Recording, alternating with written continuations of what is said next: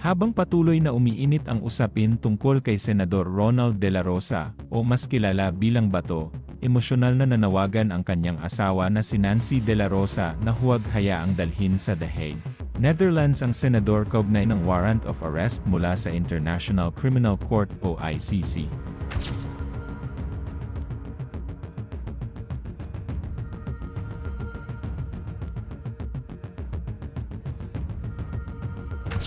Sa kanyang Facebook post noong May 25, diretsahan niyang sinabi na ang bawat Pilipino ay dapat nililitis sa sariling bansa at hindi isinusuko sa mga banyagang korte. Ayon kay Nancy, kapag pinayagan umano ng gobyerno na voluntaryong isuko ang isang Pilipino sa International Court, parang inaamin na rin nitong mahina at walang kakayahan ang sariling sistema ng hustisya ng bansa.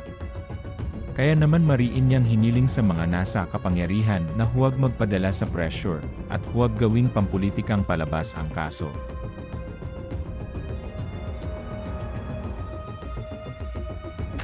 Hindi rin napigilan ni Nancy na balikan ang nangyari kay dating Pangulong Rodrigo Duterte na kasalukuyang nasa kustodiya ng ICC dahil sa kasong Crimes Against Humanity kaugnay ng War on Drugs.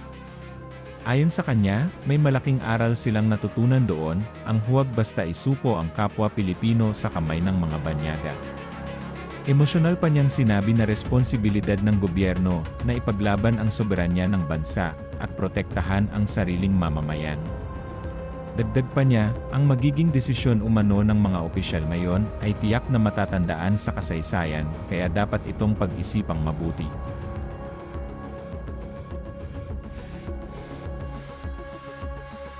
Samantala, lalo pang naging tensyonado ang sitwasyon matapos kumpirmahin na isa si Bato sa mga tinuturing na co-perpetrators sa naging implementasyon ng madugong war on drugs ng Administrasyong Duterte.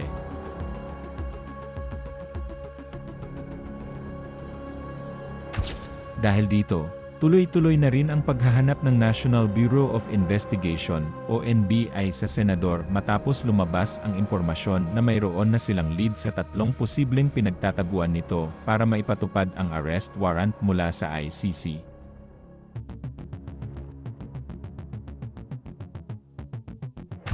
Habang hati ang opinyon ng publiko, marami ang nagtatanong kung dapat bang harapin ni Bato ang kaso sa International Court o kung dapat nga ba itong resolbahin mismo sa Pilipinas.